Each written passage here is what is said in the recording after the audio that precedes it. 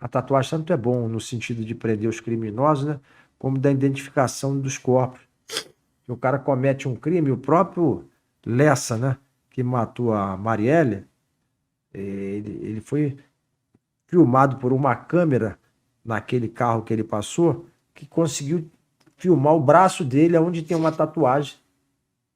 E ali é uma comprovação de. Não, ali ele usou uma, eu não sei como é que chama, é tipo uma meia que coloca um tecido, né, que a testemunha que presenciou o crime, que era um morador de rua, ele viu um homem negro atirando. E depois se descobriu que não era negro. Ele colocou aquilo ali para passar desapercebido. E aquilo ele tinha tipo umas tatuagens, assim, uns desenhos. Na própria... Eu não sei tem um nome. Tem um nome específico. Aquilo ali, a ideia é proteger o sol, né? Mas ele usou para cometer o crime e evitar ser identificado. Né? E aí, como é que chegou nele? Por conta dessa... Não, foram várias coisas. Vários detalhes ali que se chegou... Falou que foram quantos presos? 70 presos. 70 presos no caso da Marielle? 70 presos. Eles dois, né? O Lessa e o Elcio Queiroz, mais 68 pessoas. E foi concluído o caso, então? O mandante ainda não chegou. Não chegou o mandante. Mas tudo... A motivação também não. Nós temos ainda uma ideia, né? Mas não está ainda comprovado, que eu acho que quando se chegar o mandante a gente vai chegar a essa motivação. Né? Mas a importância dessa investigação foi tamanha, porque nós chegamos no fundo do poço da segurança pública do Rio de Janeiro. Nós chegamos ali a tudo de ruim que acontece no Rio de Janeiro.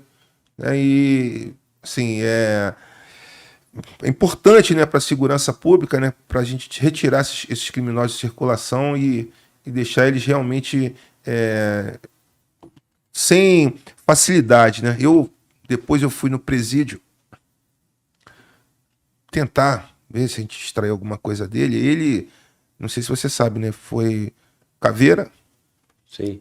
Ficou cedido muito tempo na Polícia Civil. Então ele tem uma formação completa. Ele é operacional e sabe investigar. Então ele para cometer o crime, ele pensou muito. São dois, né? Tinha um outro que morreu no confronto lá na Bahia, não é isso? Não, esse aí é do escritório do crime. Mas ele estava envolvido no caso? Não. A imprensa botou junto, não botou? Não, porque o Lessa, ele tinha uma proximidade com esses integrantes do escritório do crime. Como é que era o nome do cara? Adriano. Capitão Adriano. Isso. Então, ele, por essa proximidade, se chegou a suspeitar dos integrantes do escritório do crime. Não tinha nenhuma associação? Não, era tipo assim, conhecidos, né? Mas o Lessa sempre foi aquele cara de contexto, ele conhecia vários policiais. Muito respeitado, Glauco. Ele no meio policial... Antes desse caso aí... Ele é tipo assim, herói policial. Eu sei de histórias dele, tipo assim... Comunidade está aqui, você vai ingressar, lá em cima tem um grupo de criminosos, a equipe progride, chega um momento que está todo mundo encurralado, os bandidos descendo, vai matar todo mundo. Ele sai sozinho, vai pulando de laje em laje, vai lá, mata todo mundo e resolve sozinho. Então ele é um cara muito conceituado e treinado. Ele é um cara preparado tecnicamente, né? E esse episódio que eu fui lá no presídio foi muito interessante. Interrogar ele. Ele foi preso, interrogamos, não saiu nada, aí deixamos esfriar, vamos voltar lá para insistir. Aí ele me viu e falou, doutor, não fui eu que matei, não, eu vou ser absolvido. E o meu maior sonho, olha isso, é sair daqui e tomar um chopp com o senhor num restaurante que eu frequento na Barra. O senhor não está sempre lá com o seu filho? Seu filho não é assim. Ele descreveu meu filho. Ou seja, quase que uma intimidação velada. Né? Tipo assim, quase não, né? Pois não falou explicitamente, mas nas entrelinhas, né, a gente entende muito bem. Mas é o que eu falei antes, né, e falei para ele lá no dia, né? Falei, olha só, aqui não é nada pessoal. Aqui é um trabalho profissional e a gente está tentando chegar à autoria, né, e os mandantes. Né, para entender que, assim, ele sabe de mim, mas eu também sei dele. Né? Então, tem que ser aquela coisa assim de... No caso aqui, o delegado, a autoridade sou eu. Então, se coloque no seu lugar, né? Não tente me intimidar, porque eu também tenho as minhas cartas na manga, né? Então, para deixar claro que não é nada pessoal, né? Como eu disse, eu não vou ficar ali insistindo numa coisa que não é, vou embuchar nele, né? Algumas coisas. Então, ali foram testemunhas, provas científicas, telemática, muita telemática. No desenrolar das investigações, né, nós tivemos um problema sério com o Google, que não queria passar informações para a gente, né? E quando passou, foram, sei lá, teras de memória para a gente computar aquilo ali e fazer uma análise. Aí precisamos de utilizar, inclusive, inteligência artificial para fazer análise do material que nós conseguimos. Então, assim, se fosse fazer uma análise manual, uma análise de cada dado ali pelo policial, não acabaria nunca. Então, a gente utilizou ali a inteligência artificial para fazer o nosso trabalho de cruzamento de dados e chegar ali a algumas informações, né? Eu tenho muita convicção que esse crime vai ser solucionado. Eu, inclusive, dei essa declaração publicamente, né? Os repórteres que, na época, estavam acompanhando, eles estavam muito empolvorosos ali por conta dessa possibilidade desse desfecho, e eu tenho muita convicção que isso vai ter uma solução, Glauber.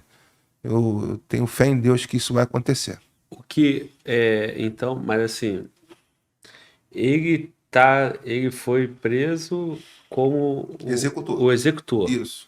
O que não se sabe é o mandante do eu costumo crime. dizer uma frase que eu digo que O autor intelectual.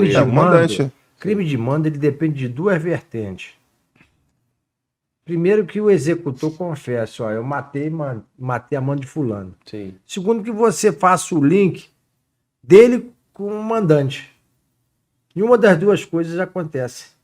Ou seja, o Lessa, todo o contato dele com o mundo exterior, ele era muito sagaz nesse sentido, então não tem esse link. Não tem. Ele confessar, ele nega o crime até hoje. Não, né? ele não vai confessar nunca, porque ele é caveira. E pro cara que é caveira, Ele tá acostumado a ter ele tá acostumado a passar sufoco, e eu acho, né, que na cabeça dele, ele é um traidor se ele confessar. Se ele confessar e se ele indicar quem mandou, né, quem o contratou para fazer aquele Mas serviço. o que coloca ele como executor? Então, são várias provas, testemunhais, periciais e principalmente a telemática, que a gente conseguiu ali fazer uma conjugação de provas no sentido de que ele realmente estava no local do crime hora, naquele momento, naquela rota. Entendeu? Não tem trazer o cara para a cena do crime, botar ele. Sim. Ele tinha diversos celulares. Eu, por exemplo, só tenho um. Sim. Por que o cara tem diversos celulares? É para alguma coisa errada. Né? Dele, particularmente, a gente conseguiu chegar a uma investigação de tráfico internacional de armas.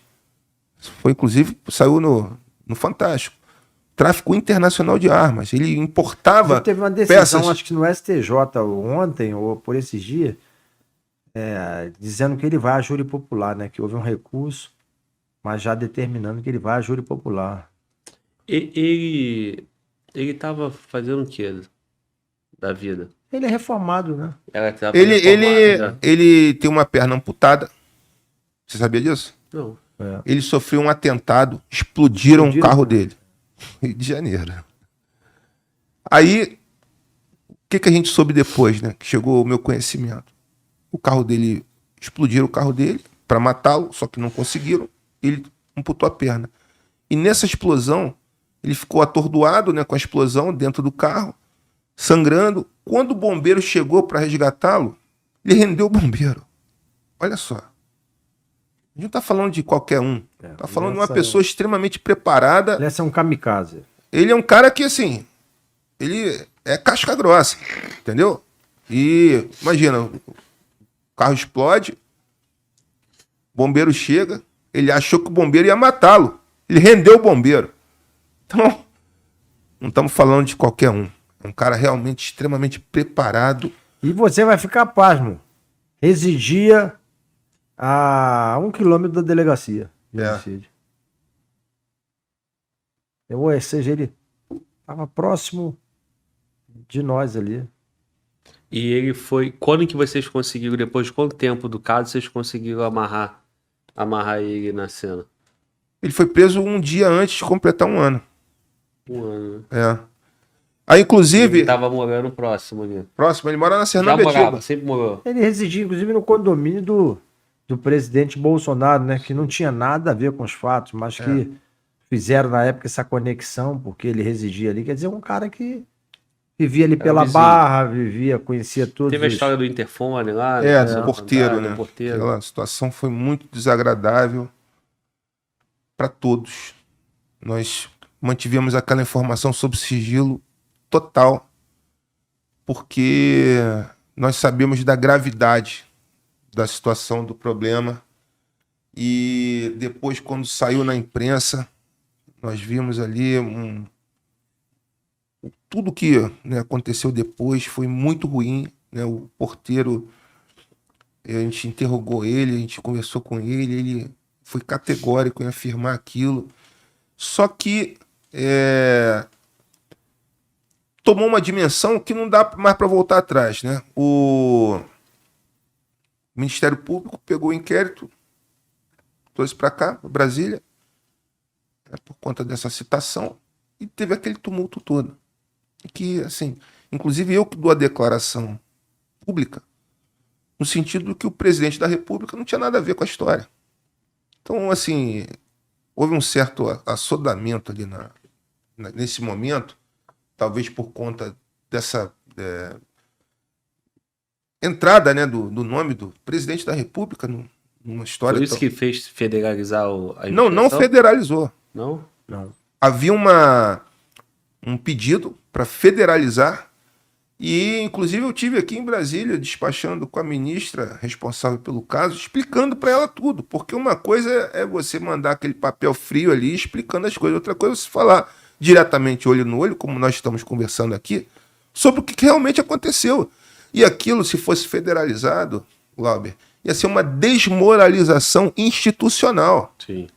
Desmoralização. Ela fala assim, a Polícia Civil é incapaz de solucionar esse tipo de crime. Um crime tão complexo. E essa situação do porteiro deu um desgaste na Desgastou muito, porque surgiu ali um tititi que o ex-governador tinha determinado ali que fosse feito dessa forma e não tinha nada. Nada. Assim, uma coisa que foi muito boa na gestão do ex-governador, ele teve lá seus problemas, mas ele nunca interferiu na nossa atividade policial.